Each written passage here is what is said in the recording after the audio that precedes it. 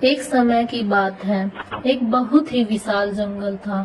اس جنگل میں ایک بہت ہی بھیانک چڑیل تھی۔ ایک بار ایک لڑکا گھومتے گھومتے اس جنگل میں بھٹک گیا۔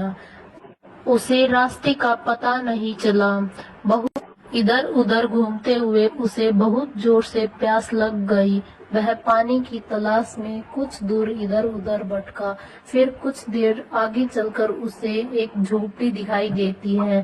وہ ادھر ادھر گھومتا ہے اور اس جھونپڑی کی طرف آگے بڑھتا ہے اور من میں وچار کرتا ہے کہ مجھے اس جھونپڑی میں پانی مل جائے گا۔ وہ آگے بڑھتا جاتا ہے اور جھونپڑی کے اندر جاتا ہے۔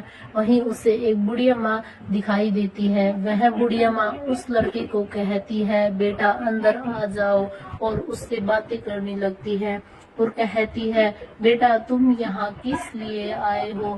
وہ اپنی تھکاوٹ کی وجہ سے اس بوڑھی ماں کے کسی بھی سوال کا جواب نہیں دیتا ہے اور بوڑھی ماں سے جا کر کہتا ہے، بوڑھی ماں مجھے بہت زور سے پیاس لگی ہے، مجھے پانی دے دو۔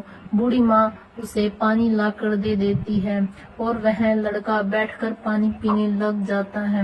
پانی پیتے پیتے وہ دونوں آپس میں باتیں کرنے لگتے ہیں۔ بہت دیر تک وہ باتیں کرتے ہیں، پھر بہت شام ہو جاتی ہے۔ وہ لڑکا کھڑا ہوتا ہے اور بوڑھی ماں سے کہتا ہے، بوڑھی ماں آپ کا بہت بہت دھنیہ واد، آپ نے مجھے پانی دیا، اب مجھے گھر چلنا چاہیے۔ بوڑھی ماں اس سے کہتی ہے، بیٹا رک جاؤ، بہت شام ہو گئی ہے، کھانا کھا کر ہی جانا۔ اتنا کہہ کر بوڑھی ماں رسوئی گھر کی طرف جاتی ہے اور وہ لڑکا سوچنے لگتا ہے کہ چلو بہت تھک گیا تھا، کھانا کھا کر ہی جاتا ہوں۔ اتنے میں ہی اسے بوڑھی ماں آتی دکھائی دیتی ہے اور وہ کھڑا ہو جاتا ہے اور بوڑھی ماں سے پوچھتا ہے، بوڑھی ماں یہ سب کیا ہے؟ وہ بوڑھی ماں اس لڑکے سے کہتی ہے، میں ایک چڑیل ہوں، مجھے بہت دنوں کے بعد بھوجن ملا ہے، میں تمہیں کھا جاؤں گی۔ اتنے میں ہی وہ لڑکا ڈر سے کانپنے لگتا ہے اور من ہی من ایک یوجنا بناتا ہے۔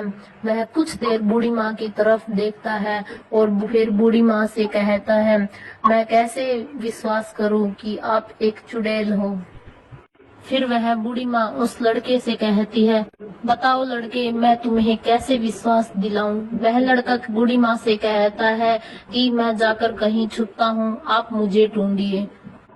پھر وہ بوڑھی ماں اس لڑکے کو ڈھونڈنے کے لیے باہر جاتی ہے۔ اسے لڑکا کہیں بھی نہیں دکھائی دیتا ہے۔